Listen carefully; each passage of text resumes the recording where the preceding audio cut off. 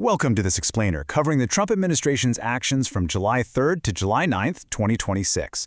I am so glad you're joining us, because this week is honestly a perfect case study in how decisions made thousands of miles away can land right on the kitchen tables of everyday Americans. We're going to look closely at how foreign policy moves translate directly into working-class realities, separating the political messaging from the hard, legally binding actions that actually change the economy. All right, here is our roadmap for the week. We'll start with a broad look at a shift abroad, move into the escalation in Iran, examine aerospace tariffs, discuss a surge in NATO defense spending, and wrap the whole thing up by separating binding policy from patriotism. So, Section 1, a shift abroad.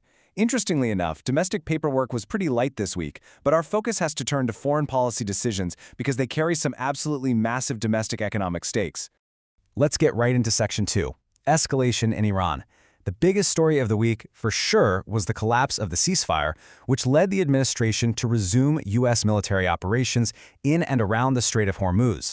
Now, to put the real-world consequences of this escalation into perspective, think about this number. Roughly 20%, that's a full one-fifth of the entire world's oil supply passes through this one specific strait. It is a massive global choke point. So when military operations resume in a waterway that critical, global energy markets are going to react immediately. And this is a textbook example of exactly how global instability hits the working class wallet. Because even a tiny disruption in that 20% can immediately raise prices on, well, just about everything. Think about the domino effect here. Oil prices spike, which means gasoline and diesel prices jump. That instantly raises airline fuel costs and shipping costs. And when it costs more to transport goods, the price of everyday grocery items goes up.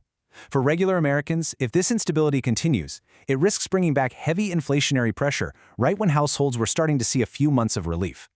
And as these military operations unfold on the ground, there's a serious constitutional dispute bubbling up back in Washington. We're looking at that classic tension between the president's authority to respond to immediate threats versus Congress's exclusive authority to formally declare war.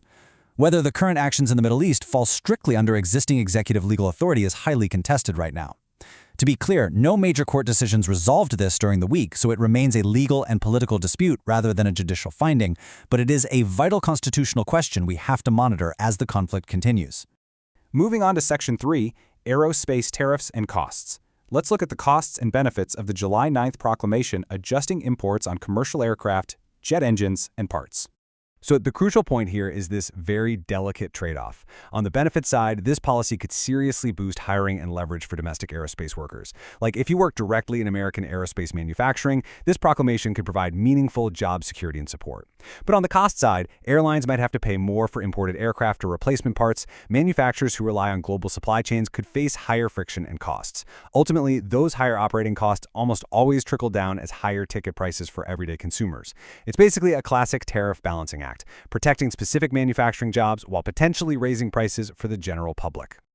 Next up, Section 4, NATO defense spending surge. Following the NATO summit this week, we saw another major foreign policy development with incredibly significant domestic manufacturing implications. The White House released a declaration stating, "Allies committed to historic increases in defense spending." The administration presented this as a major diplomatic victory, one that successfully shifts more of the global defense cost burden toward our European allies. Getting other nations to pay more for their own defense has been a long-standing goal, and this commitment was highlighted heavily by the administration. But let's look at the second-order effects here. For American workers, particularly in states with large defense industries, this commitment could create a total boom in manufacturing jobs. Increased European budgets essentially mean a higher demand for U.S.-built military equipment and stronger order books for defense contractors. However, we also have to neutrally weigh this against the broader global reality. An accelerated, difficult-to-reverse international arms buildup carries the risk of increased global militarization and higher long-term geopolitical tensions. It's a pretty immediate win for the defense manufacturing sector for sure, but the long-term global security consequences are vast. All right, bringing us to Section 5, policy versus patriotism. Finally, as the administration prepares for the nation's 250th anniversary, we need to learn how to separate legally binding policy from political messaging. Because this week, there was a whole lot of the latter. This week heavily featured patriotic initiatives, Independence Day statements, and fact sheets about new tax policies and investment accounts. But as an informed citizen, it's absolutely essential to distinguish between advocacy and action. Fact sheets and political messaging are not legally binding. They just state goals and priorities. Only documents like executive orders, presidential memoranda, and proclamations, like that July 9th aircraft tariff proclamation we just discussed, actually create formal, enforceable executive policy. So whenever you hear claims about sweeping new initiatives, always check if they are backed by a binding document or if they are just setting a political stage. Ultimately, while the domestic paperwork might have been light this week, the long-term reality of these foreign policy shifts is immense. Prolonged protectionism could alter the aerospace industry forever, while an international arms buildup reshapes global defense manufacturing. But, most pressingly, sustained conflict in the Middle East could quietly cement inflation right back into the foundation of the working-class economy. It turns out there really is no such thing as a purely foreign policy. Every global action inevitably finds its way right to your front door, leaving us to watch closely how these international ripples will reshape the American domestic landscape in the months to come.